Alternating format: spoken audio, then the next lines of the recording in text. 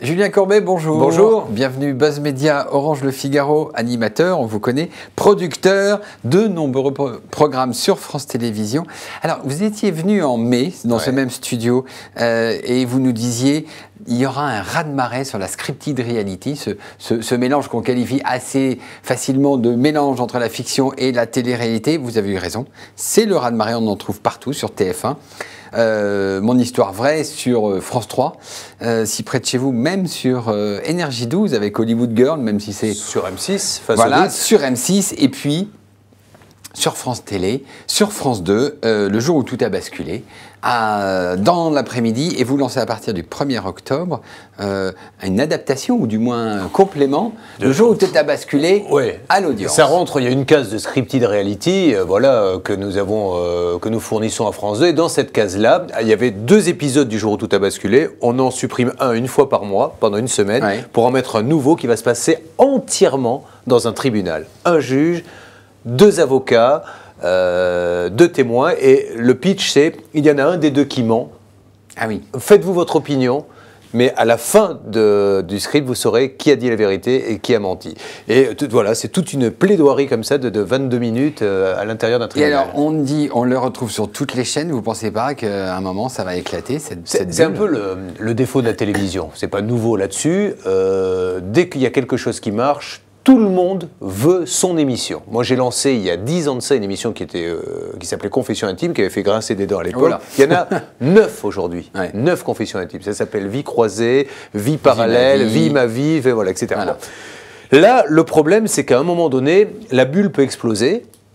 Pourquoi ? Parce que le gâteau, une fois qu'on a coupé toutes les parts, on ne peut pas en couper d'autres.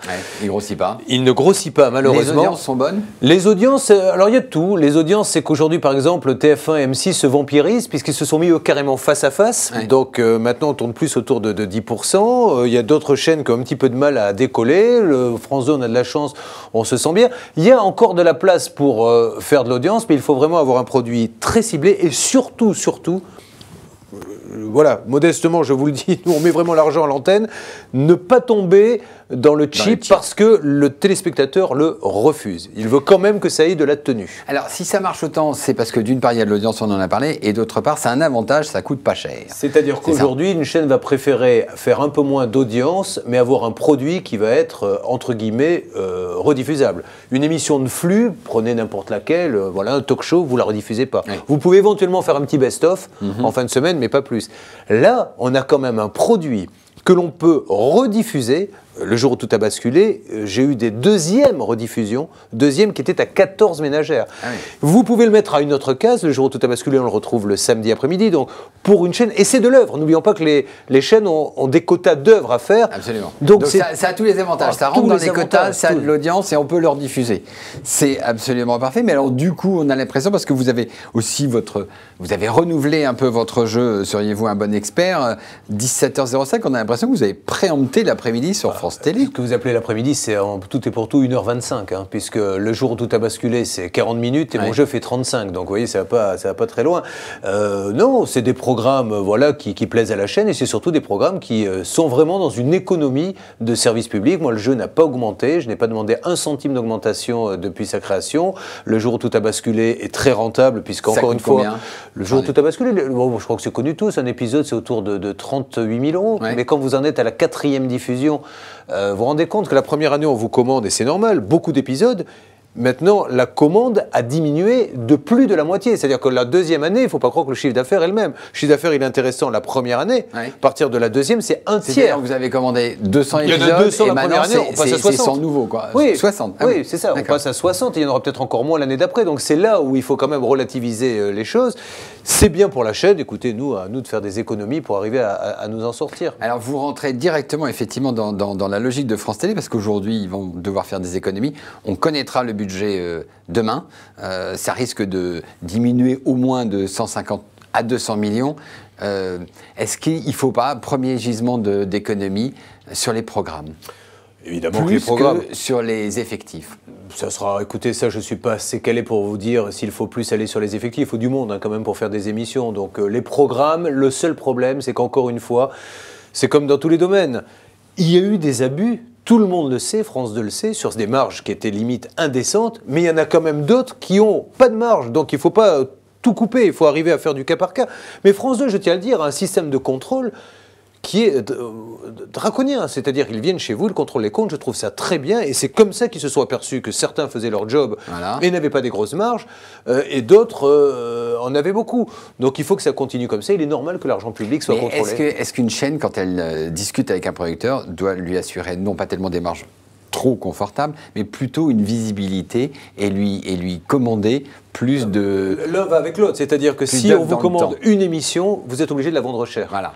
Et déjà, expliquer à un journaliste... Et c'est un risque énorme, et pour le producteur et pour la chaîne. Comment vous expliquer? Il vous faut des bons éléments. Comment vous expliquer un bon élément? Tu viens chez moi, mais si la première ne marche pas, fin octobre, tu n'as plus de boulot. Il me dit, je ne viens pas. Ouais. Donc, il vient que si on lui garantit du boulot sur toute l'année. Donc, tout ça, il faut le lisser dans le budget. C'est ça qu'on essaie de faire comprendre souvent. Et c'est là où, parfois, il y a une incompréhension de gens, effectivement, qui sont là pour serrer les budgets. C'est normal, mais il y a notre réalité qui après, on fait quoi des gens? On leur dit quoi? Alors vous, on vous a garanti quoi sur France Télé? Vous avez une très grande visibilité? On a des contrats d'1 an. Mais on a des clauses de sortie d'audience, parce que France 2 peut aussi dire à un moment donné, ça ne marche vraiment pas, tant pis pour vous, donc on assume ce risque, ça fait partie du boulot. Alors vous travaillez beaucoup sur France 2, on en a beaucoup parlé, il y a d'autres chaînes qui montent, dont D8, la nouvelle filiale de Canal, qui émet la semaine prochaine. Vous travaillez pour elle?